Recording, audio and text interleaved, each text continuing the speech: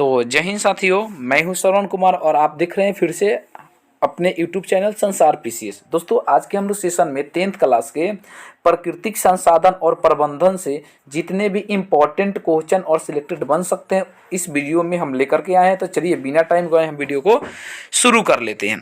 देखिए, first question है कि पर्यावरण को बचाने के लिए 3 प्रकार के आर का उपयोग किया जाता है। तो आपको मालूम होता है कि 3 प्रकार के आर का उपयोग किया जाता है। पहला जो होता है रिड्यूस, उसके बाद रिसाइकल और रीयूज। अच्छा, इस तीनों का अर्थ क्या होता है? देखिए, अगर कोई भी वस्तु को आप अगर मान के चलिए खरीद लिए तो उसको क्या कीजिएगा, बार बार उपयोग में लाइएगा। कोशिश तो यही रहता है ना। तो इसको कहते हैं रीयूज। अगर मान के चलिए खराब हो गया तो उसे दोबारा मतलब बिगाड़ करके बनाइएगा तो उसे क्या कहिएगा, रिसाइकल। लेकिन अगर मतलब उसी को उपयोग करना चाहते तो रिड्यूस, यानी आप यूज समझिएगा। ये 3 प्रकार के उपयोग किया जाता है जिसमें रिड्यूस, रिसाइकल और रीयूज होता है। ऑप्शन नंबर ए राइट हो जाएगा। चलिए नेक्स्ट क्वेश्चन की ओर बढ़ते हैं। क्वेश्चन नंबर देखिएगा कि 2 है, करे जैव विविधता के विशिष्ट यानी स्थल क्या है। तो अच्छा, जैव विविधता के विशिष्ट स्थल जो है ये क्या है, तो आप ध्यान से देखिएगा। तो जैव विविधता में जल भी होते, जंगल भी होते हैं, वन भी होते हैं, जंतु भी होता है और दावा तो ऐसे नहीं होता है। तो यहाँ पर देखिए ऑप्शन के अनुसार अगर जाएंगे तो ये वन राइट हो जाएगा, यानी ऑप्शन नंबर बी राइट हो जाएगा। ठीक है, तो वन होते हैं। चलिए नेक्स्ट क्वेश्चन की ओर बढ़ते हैं। देखिए क्वेश्चन जो है 3 बहुत इंपॉर्टेंट है कि विश्व में कितना प्रतिशत भाग पर जल है। अच्छा, एक बात बताइए, आपको बचपन से पढ़ते आए होंगे कि विश्व में अगर 100% अगर मान लेते हैं तो इसके मतलब लगभग में 1/3 जो है ना, 1/3 मतलब 1 भाग पर स्थल है और 3 भाग पर जल है। तो लगभग में अनुमानतः अगर बात की जाए तो ये कितना प्रतिशत है, 71% है। लेकिन यहाँ पे 71 के ऑप्शन कौन है, तो ऑप्शन देखिए सी 70% है। तो ऑप्शन के अकॉर्डिंग हम चलेंगे तो यहाँ पे सी राइट हो जाएगा, यानी 70% हो जाएगा। और 29% पर क्या है, स्थल है। तो हमारे से स्थल नहीं पूछा है, जल पूछा है, तो हम ऑप्शन को रीड करेंगे, सी हम लोग टिक करेंगे। चलिए नेक्स्ट क्वेश्चन की ओर बढ़ते हैं। देखिए क्वेश्चन नंबर जो है ना 4 है, करें निम्न में से सबसे ऊंचा बांध कौन है। अच्छा, 2 ही वो ऑप्शन लीजिए, निम्न में से कौन सा ऊंचा बांध है। तो देखिए टिहरी बांध और भाखड़ा बांध। तो देखिए ऊंचा पूछेगा तो हम मारेंगे टिहरी बांध। टिहरी बांध क्या है, सबसे ऊंचा बांध है।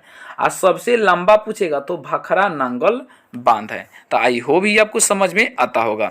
चलिए नेक्स्ट क्वेश्चन की ओर बढ़ते हैं। क्वेश्चन नंबर देखिएगा 5 है कि गंगा नदी की लंबाई कितना है। सभी को मालूम है कि भारत की सबसे लंबी नदी की बात किया जाए तो दोस्तों भारत की सबसे लंबी नदी कौन सी नदी है, तो आंसर होगा गंगा नदी। लेकिन अगर पूछा जाए कि भारत के सबसे चौड़ी नदी कौन है, तो ब्रह्मपुत्र नदी। तो भारत के सबसे लंबी नदी गंगा नदी और भारत के सबसे चौड़ी नदी यानी ब्रह्मपुत्र नदी। तो हमसे ये लंबाई पूछा है, तो लंबाई कौन हो जाएगा, 2500 किलोमीटर। तो ऑप्शन नंबर यहाँ पे बी राइट हो जाएगा। ठीक है, चलिए नेक्स्ट क्वेश्चन की ओर बात करते हैं। अभी देखिए नेक्स्ट क्वेश्चन अभी हम पढ़े थे कि टिहरी बांध का निर्माण किस प्रदेश यानी किस राज्य में हुआ है। तो ऑप्शन को रीड कीजिए। अभी पढ़ाए थे कि भारत के सबसे ऊंचा बांध टिहरी बांध है। तो ये टिहरी बांध जो है ना किस राज्य में है, तो आप ऑप्शन को रीड कीजिएगा तो ध्यान रखिएगा ऑप्शन नंबर यहाँ पे क्या हो जाएगा, बी राइट हो जाएगा, यानी जिसका नाम क्या है, उत्तराखंड है। ठीक है, चलिए नेक्स्ट क्वेश्चन की ओर बात कर बढ़ते हैं।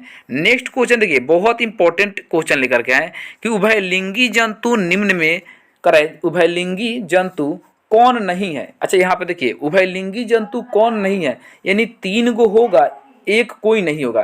तो ध्यान रखिए केंचुआ, अरे केंचुआ को उभयलिंगी ही बोला जाता है। कृमि ये भी उभयलिंगी है, हाइड्रा ये भी उभयलिंगी है। लेकिन मछली जो है ना उभयलिंगी नहीं है।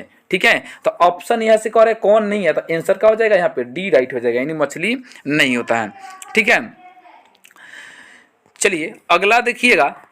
नेक्स्ट क्वेश्चन है कि अमृत देवी विद्रेई, क्या नाम है, अमृत देवी विद्रेई का संबंध किस वृक्ष के संरक्षण से है।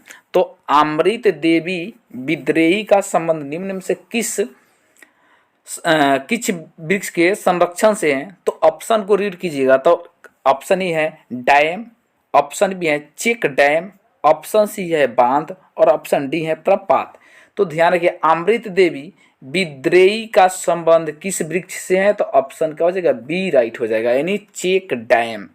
चलिए नेक्स्ट क्वेश्चन है, क्वेश्चन नंबर देखिएगा 9 है कि कोयला तथा पेट्रोल पारंपरिक, यानी कोयला तथा पेट्रोल पारंपरिक ईंधन है जो किसके परिवर्तन के कारण उत्पन्न होता है? तो किसके परिवर्तन के कारण उत्पन्न होता है? तो ऑप्शन को देखिएगा ध्यान से, तो केवल वनस्पतियों के मृत शरीर द्वारा, ये भी सही है। केवल वनस्पतियों के मृत शरीर के द्वारा, ये भी सही है। तो प्राणी वनस्पतियों दोनों सही है। तो अगला का है सागरीय प्राणियों के मृत शरीर द्वारा, अरे तीनों सही है। तो उपयुक्त यहाँ पे क्या हो जाएगा? डी राइट हो जाएगा, यानी इनमें से सभी। चलिए नेक्स्ट क्वेश्चन की ओर बढ़ते हैं। देखिएगा नेक्स्ट क्वेश्चन जो है आपका 10 है, कह रहा है निम्नलिखित में से प्राकृतिक संसाधन कौन है? अच्छा बताइए, निम्नलिखित में से प्राकृतिक संसाधन कौन है? ये तीनों के तीनों, मृदा, जल, वन, या इनमें से सभी? तो ध्यान रखिए, जहां पर इनमें से सभी हो तो उसी को टिक कीजिएगा। तो यहाँ पे इनमें से सभी तीनों क्या है? प्राकृतिक संसाधन है, यानी प्रकृति में पाई जाने वाली संसाधन है। नेक्स्ट क्वेश्चन जो है ना, निम्नलिखित संसाधनों में से किन्हें संपोषी क्या नाम है? निम्नलिखित संसाधनों में किन्हें संपोषी रूप से उपयोग करने की आवश्यकता है? तो कर निम्नलिखित संसाधनों में से किन्हें संपोषी रूप से उपयोग करने की आवश्यकता है? तो किसे आवश्यकता है? कोयला, पेट्रोल, वन, या उपयुक्त सभी? तो ध्यान रखिएगा यहाँ पे क्या हो जाएगा? उपयुक्त सभी हो जाएगा, यानी ऑप्शन डी राइट हो जाएगा। चलिए नेक्स्ट क्वेश्चन की ओर बढ़ते हैं दोस्त। नेक्स्ट क्वेश्चन है कि प्राकृतिक चयन का सिद्धांत किसने दिया था? एक इंपॉर्टेंट क्वेश्चन है, VVI लगा लीजिए, इसे VVI क्वेश्चन लगा लीजिएगा कि प्राकृतिक चयन का सिद्धांत किसने दिया था? लैमार्क, वरस्तु, डार्विन और स्पेसर। तो स्पेसर है, स्पेसिज होना चाहिए, कोई बात नहीं है। तो यहाँ पे कौन दिया था? डार्विन ने दिया था, इसलिए इसे डार्विनवाद के सिद्धांत भी कहा जाता था। प्राकृतिक चयन के सिद्धांत का दूसरा नाम क्या है? डार्विनवाद के सिद्धांत भी कहा जाता है, और इन्हें डार्विन ने दिया था। एक दोस्त और बताऊं, आपको किसी प्रकार के मतलब 10th क्लास में नोटिफिकेशन आता है, या और खास करके मैं ये बता रहा हूँ जो इंटर वाला व्यक्ति है या 12th वाला व्यक्ति है, अगर इस चैनल पे जब भी ऑब्जेक्टिव अगर क्वेश्चन वायरल होगा तो सबसे पहले आपको बता रहे ना, इस पर अपडेट किया जाएगा। अब उसको पोस्ट के माध्यम से भी किया जाएगा और वीडियो के माध्यम से भी किया जाएगा। तो आप अगर नई बार विजिट किए हैं तो संसार PCS को सब्सक्राइब कर लें, ताकि मैं जब भी वीडियो डालूँ ना उसका नोटिफिकेशन आपको सबसे पहले मिले। और वीडियो पसंद आ रहा है तो लाइक करें। चलिए नेक्स्ट क्वेश्चन की ओर बढ़ते हैं। देखिए नेक्स्ट क्वेश्चन है, प्राकृतिक में पाए जाने वाले सबसे महत्वपूर्ण अजैविक संसाधन निम्न में से कौन सा है? अच्छा अजैविक पूछा है, ध्यान रखिए, जैविक नहीं पूछा है। तो अजैविक संसाधन कौन है? तो यहाँ पे जल हो जाएगा, ठीक है। बाकी जो सब है ना ये जैविक है। नेक्स्ट क्वेश्चन की देखिएगा, नेक्स्ट क्वेश्चन है कि 200 सेंटीमीटर से अधिक वर्षा, यानी 200 सेंटीमीटर से अधिक वार्षिक वर्षा वाले क्षेत्र को कहते हैं। तो 200 से अधिक वर्षा यानी वार्षिक वाला क्षेत्र जो होता है उसे क्या कहते हैं? तो ध्यान रखिएगा, नम क्षेत्र, शुष्क क्षेत्र, अर्ध शुष्क क्षेत्र और मध्य वर्षा क्षेत्र। तो इसे क्या कहते हैं? नम क्षेत्र कहते हैं, ठीक है। नेक्स्ट क्वेश्चन की ओर बढ़ते हैं। नेक्स्ट हमारे पास क्वेश्चन है कि हिमाचल यानी हिमाचल प्रदेश में स्थानीय सिंचाई की व्यवस्था को किस नाम से जाना जाता है? तो किस नाम से जाना जाता है? तो ऑप्शन को रीड कीजिएगा, तालाब, कुल्लह, बंधिश और सुरगम कहा जाता है। तो यहाँ पे ध्यान रखिएगा क्या हो जाएगा? कुल्लह कहा जाता है, यानी कुल्लह। हिमाचल प्रदेश में स्थानीय सिंचाई की व्यवस्था को किस नाम से जाता है? कुल्लह के नाम से जाना जाता है। अगला देखिए कह रहा है चिपको आंदोलन में अग्रणीय नेता कौन थे? तो आपको मालूम होगा चिपको आंदोलन में अग्रणीय नेता जो थे सुंदरलाल बहुगुणा थे। और आपसे पूछता है कि चिपको आंदोलन किससे संबंधित है? तो ऑप्शन दे देता है, तो हो जाएगा सुंदरलाल बहुगुणा, ठीक है। अगला देखिए क्वेश्चन बढ़ते हैं। क्वेश्चन नंबर 17 है कि जैविक निम्नीकरण अपशिष्ट नम्र में से कौन है? तो जैवो तो निम्न में से कौन है? देखिए इनमें से सभी हो जाएगा, मल मूत्र, बहिता मल, पेड़ पौधे के मृत शरीर और इनमें से सभी। तो इनमें से सभी हो जाएगा। नेक्स्ट क्वेश्चन है, क्वेश्चन नंबर 18 है कि जैव अनिम्नीकरण अपशिष्ट निम्न में से कौन है? तो कह रहा है जैव अनिम्नीकरण अपशिष्ट निम्न में से कौन है? सीसा, आर्सेनिक, रेडियोधर्मी पदार्थ, इनमें से सभी। तो कौन हो जाएगा? इनमें से सभी राइट हो जाएगा। कि निम्न में से कौन सा उभयलिंगी जंतु है? तो निम्न में से कौन सा उभयलिंगी जंतु है? तो देखिए इसमें से देखिएगा केचुआ, मछली, शेर, बकरी। तो उभयलिंगी जो मछली जंतु है ना, इसमें कौन सा है? केचुआ है। ठीक है, और केचुआ को किसानों का मित्र या साथी भी कहा जाता है। ठीक है, चलिए नेक्स्ट क्वेश्चन की ओर बढ़ते हैं। क्वेश्चन नंबर देखिएगा 20 है। कह रहेगा कि कोलीफॉर्म, कह रहेगा कोलीफॉर्म मतलब क्या है? वायरस है, जीवाणु है, कवक है, इनमें से कोई नहीं। तो कोलीफॉर्म जो है ना, ये क्या है? जीवाणु है। ठीक है, नेक्स्ट क्वेश्चन की ओर बढ़ते हैं। नेक्स्ट क्वेश्चन 21 है। कह रहा है कि स्वच्छ जल का पीएच मान कितना होता था? स्वच्छ जल का पीएच मान जो होता है 7 के बराबर होता है। इसलिए देखिए यार रखिएगा 7 के बराबर नहीं, ऑप्शन नंबर ए राइट हो जाएगा। इसलिए जल जो होता है ना उदासीन होता है। ठीक है, चलिए नेक्स्ट क्वेश्चन है कि जल दिवस कब मनाया जाता है? तो ध्यान रखिएगा जल दिवस कब मनाया जाता है। तो यहाँ पर देखिए ऑप्शन के अनुसार देखिए, तो ऑप्शन जो कह रहा है ना कि 20 मार्च, 23 मार्च, 20 अप्रैल और 23 अप्रैल। तो ध्यान रखिएगा जल दिवस जो होता है 23 मार्च। हम बोले कि यहाँ पे मिस्टेक हो गया है, 22 मार्च होना चाहिए। यहाँ पे 22 मार्च होना चाहिए। यानी जल दिवस कब मनाया जाता है? 22 मार्च को मनाया जाता है। ठीक है, अगला देखिएगा नेक्स्ट क्वेश्चन है कि कोलीफॉर्म मनुष्य के शरीर में कहाँ पाया जाता है? तो कोलीफॉर्म मनुष्य के शरीर में कहाँ पाया जाता है? तो ऑप्शन को रीड कीजिएगा। तो आंत में, वृक्क में, गुर्दे में और यकृत में। तो आंसर हो जाएगा आपको, ध्यान रखिएगा, आंत में। ठीक है, चलिए नेक्स्ट क्वेश्चन की ओर बढ़ते हैं। देखिएगा नेक्स्ट क्वेश्चन है, क्वेश्चन नंबर 24 है। क्वेश्चन 24 जो है ना कह रहा है कि भारत सरकार ने बांध संरक्षण योजना कब प्रारंभ किया था? ऑप्शन 2 ही है, आप देखिए ऑप्शन कौन होगा? 1985 में, 1970 में। तो भारत सरकार ने बांध संरक्षण योजना कब प्रारंभ किया था? तो 1970 में किया था। ठीक है, ऑप्शन बी राइट हो जाएगा। चलिए नेक्स्ट क्वेश्चन की ओर बढ़ते हैं। क्वेश्चन नंबर देखिएगा 25 है कि निम्न में कौन सा पर्यावरण अनुकूल नहीं है? अच्छा, कौन सा पर्यावरण अनुकूल नहीं है? यानी पर्यावरण में कौन सी घटना नहीं ऐसे घटना चाहिए? तो देखिए पैदल चलना ये पर्यावरण अनुकूल है, साइकिल चलाना ये भी पर्यावरण अनुकूल है, और ध्यान रखिएगा मोटरसाइकिल चलाना, अरे इससे प्रदूषण निकलेगा, तो ये अनुकूल नहीं है। ध्यान रखिएगा ऑप्शन क्या हो जाएगा यहाँ पे? सी राइट हो जाएगा। यानी ऑप्शन नंबर सी राइट हो जाएगा। चलिए नेक्स्ट क्वेश्चन की ओर बढ़ते। करेगा निम्न में कौन गंगा प्रदूषण के लिए उत्तरदायी नहीं है? अच्छा, गंगा प्रदूषण के लिए कौन उत्तरदायी नहीं है? देखिए तो 3 गो होगा, एक नहीं होगा। करे गंगा में मछली पालना, करे गंगा में कपड़े को धोना, गंगा में उद्ध जलोत्सव को बहाना, गंगा में रासायनिक अपशिष्ट उत्सर्जन।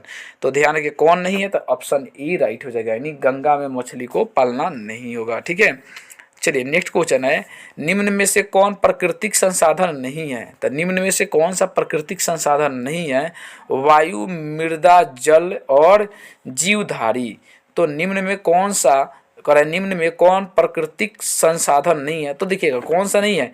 तो ध्यान रखिए वायु भी है, जल भी है, और वायु भी है, जल भी है और मृदा भी है। यानी ये जलधारी नहीं है। तो ऑप्शन डी राइट हो जाएगा। ठीक है, ध्यान रखिएगा यूरो 2 का संबंध किससे है? तो यूरो 2 का संबंध किससे था? ये वायु प्रदूषण से है। ठीक है, आपको बताए थे यूरो 1, यूरो 2, यूरो 3, यूरो 4 ये सब किससे संबंधित है? वायु प्रदूषण से है।